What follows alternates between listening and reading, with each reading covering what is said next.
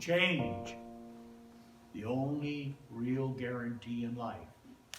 Now I know you've heard that death and taxes were the only guarantees in life. Not true. Because there was a time when there was no taxes, and eventually days will be without taxes. And of course here, death is not a finality in this philosophy because we believe in the eternality of life. So we could get rid of that false statement that the only guarantee is death and taxes. The only guarantee that we got in life, 100% guaranteed, is change. And I like what Dr. Ernest Holmes said about it. He said, nature will not let us stay in any one place too long. She will just let us stay long enough to gather the experience necessary to the unfoldment and advancement of the soul. This is a wide provision, for should we stay too long here, we become too set, too rigid, too inflexible. Nature demands the change in order that we may advance. When change comes, we should welcome it with a smile on the lips and a song in the heart. And of course, Plato said everything changes, nothing stands still. And he also said you could never step twice into the same river. Okay? Which is a real wise one. And you know, it's amazing. I'm on the precipice of going through some changes again too. Anybody else like that? And so 2 of the last 4 weeks I've been here, but the other 2 I've been speaking in Edmonton. And so Anna didn't come with me, so I've had the time to drive by myself, which is really good, because with all these changes going, I wasn't getting into quite a state. Does anybody get into quite a state with the change? And I go, no, this is not acceptable. So what we're going to have to do here, Doug, is have a counseling session. And I don't know about you, but whenever you're in a state and go to a counseling session or get counsel, it's usually stuff you don't want to hear or you don't like.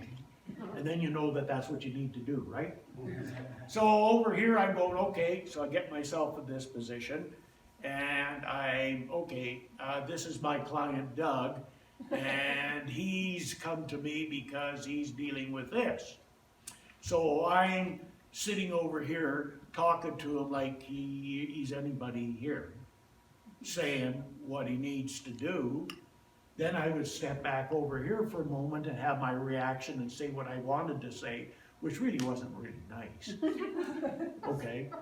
And then I step back over here and say, well, you know, that's nice you feel that way, but, you know, that just passes right through me. I'm not paying attention to that because we need to talk about what really the issue is here. So, you know, after doing that for a while, I got real clear on what it was that I needed to do, which just is the same thing I need to do that I tell everybody to do. You know, just keep coming back and understanding the process. We forget that the process of change never changes. The process of transformation is the same as the process of change, only it's a way more intense. And we unravel a lot. And so what does one do to get this? All of this stuff, by the way, is different talks that I've talked about before. I couldn't find anything new. Isn't that a change? So you can look at the very simple nature of the caterpillar and the butterfly, and the caterpillar weaving the cocoon and going inside, no different than the crucifixion and the 3 days Jesus spent in the tomb. But the difference in the Bible, they just call it the tomb. I add something to it. It's the tomb, which is the darkness and the death of the old, but it's also the womb. Because in that darkness of the tomb, the new is created. So out of the decimation of the old, then you've got that new butterfly that comes into existence and then is resurrected. So the caterpillar is resurrected as a butterfly. And the part of the process is that struggle that the butterfly goes through is a necessary part for survival. Okay? Let's take it back to something that was just in the paper about a week or two ago. About the new penguin chick that was hatched down at the zoo. Anybody read about that or follow?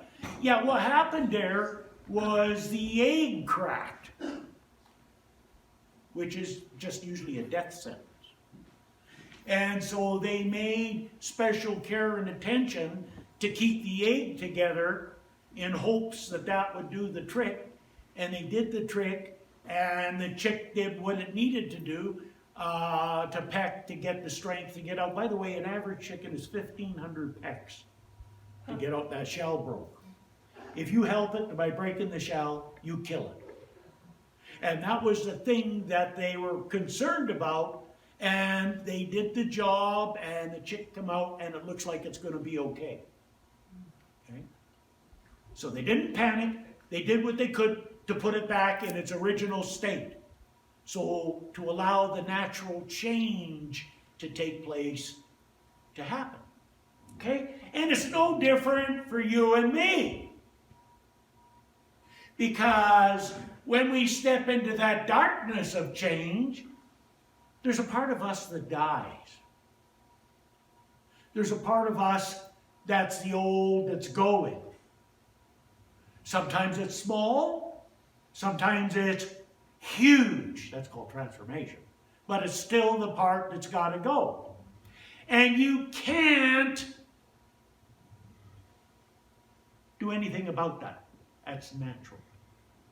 That's the part of change that's natural. All we can do is to step into it and to go through the grieving process. Just like it was a death of a loved one, it's a death of a part of us, and we have to grieve it. Whether what we're letting go is bad, ugly, or wonderful. Because sometimes you have to let go of wonderful things. I know you're not football fans, most of you, but I'm a fanatic.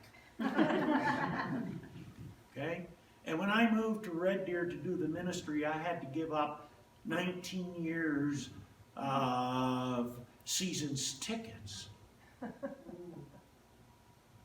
A trauma.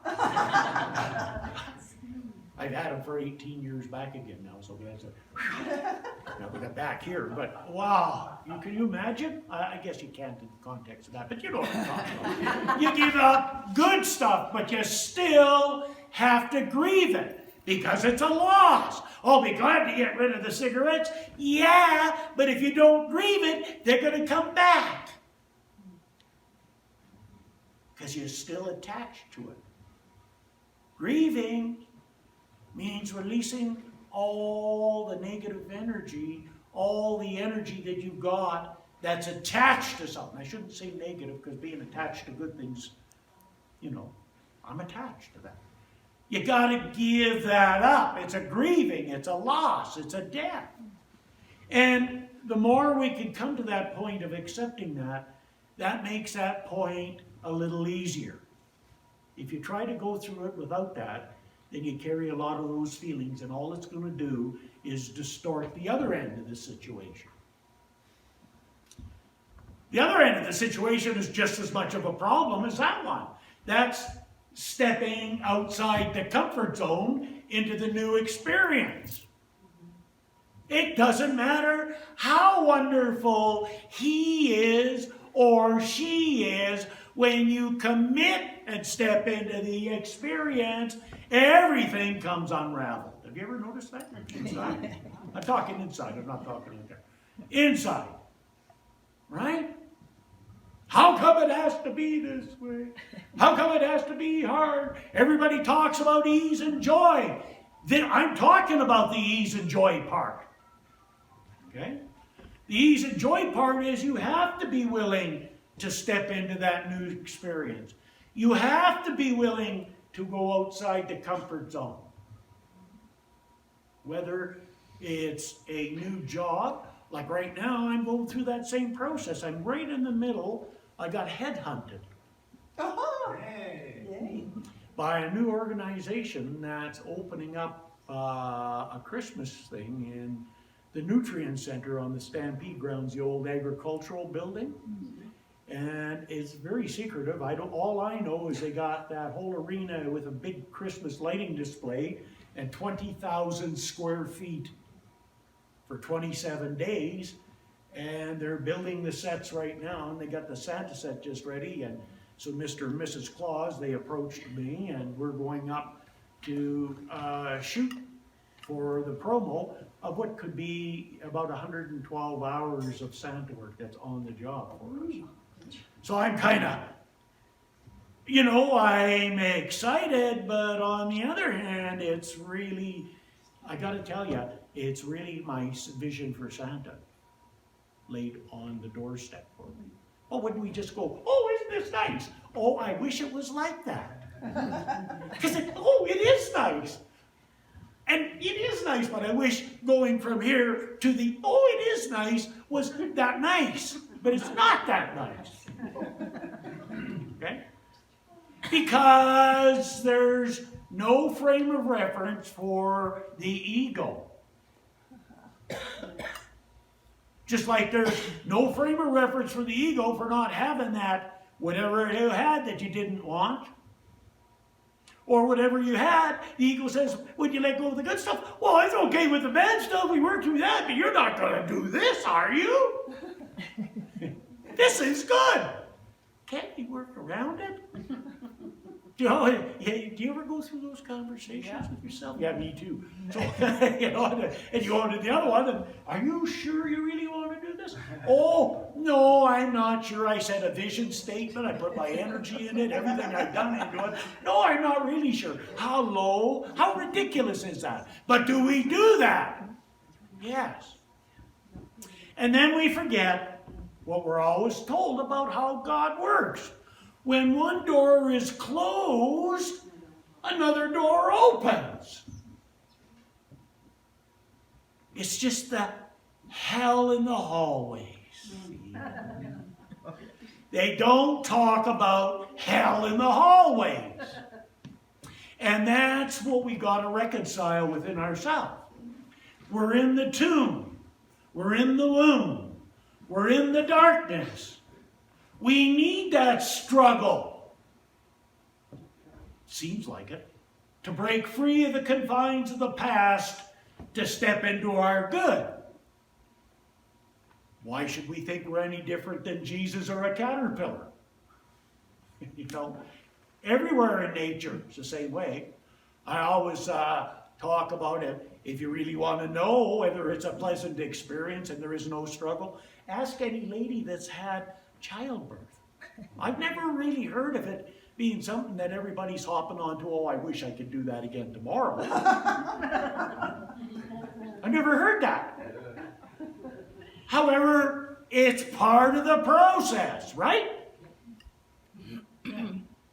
So when we do change, that grieving and letting go and that stepping in, embracing the new are both natural. That's the natural part of the process, and so is hell in the hallway. So making change, if you're saying, I'm going to do it with joy and ease, don't think that that's a get out of jail card free and you get to walk around the edge. Because believe me, if it was, I'd have had it already. I'd have had one. Don't work like that. Ease and joy means stepping in, knowing that you got to do the grieving, prepared to do it, being in hell in the hallway while the change and transformation is going on, and stepping into the uncomfortableness of the new. It's natural. Ease and joy is doing it that way and experiencing everything in here that goes with it. So resist not. Okay? This is going with the flow. That's what this flow looks like. This is the good flow. If you deny any of that and say, oh, not me, this time I'm going with the flow, you're going with a different flow. This is the spiritual flow. This is the sewer. They're both flowing. And you can put yourself in whichever one you want. And I'm rest assured that we've dabbled in both pools. Okay? And so the idea is to continually bring ourselves back to that position and to do our own work, choose to be in charge of our own life. Dr. Tom Johnson, one of my favorite teachers and an author who's gone on, he said, do your own work. And he said, every relationship requires two rather than one. Since our every relationship is created out of our own self, we must work on our own self rather than trying to get others to shape up. If controlling others is your approach to life, then you must control them every step of the way throughout eternity. So, you know, being a change agent in a spiritual way means being the light. Be the change that you want in your life. Be the change that you want in the world around you. Be the change that you want in the people you share your journey with. But be prepared. That doesn't mean who's going to be in it and who's going to leave. Another Dr. Tom Costa once said, which I really loved, he said, people bless you by coming and people bless you by going. And we have to always remember that. And we don't get to say who we get to keep and who goes. How many of you got some people you really loved that were really special moved away and you wish they wouldn't have, but they did? Right? How many got people in your life you wish they would move away, but they don't? I didn't see too many hands there, but I know you know what I'm talking about. And he goes on to say, today is where the power of life is. Today is all that we really have. Today is where we must act. We need to have a sense of purpose, and we need to create a way to make sure that this purpose bears fruition. So I know for you, as I know myself for myself, that there's a willingness within us to embrace this process of change and to step into it and experience whatever is required with a minimal amount of resistance and a maximum amount of I'm in. And as I know as we do that, great goodness is brought into us in more graceful and gentler ways than we've had in the past. Why? Because we deserve the very best in life, and I lovingly accept this now. And so it is. So it is.